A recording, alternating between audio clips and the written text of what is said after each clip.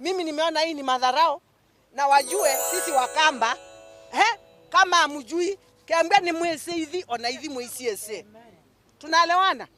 We might not, I am not, as a governor, I'm not going to allow my people to go there and get killed. My people will not get killed, but we, as a Kamba, have so many ways of sorting out the issues. Tuko na mambo mingi, tuko na njia mingi sana za kusort out issues.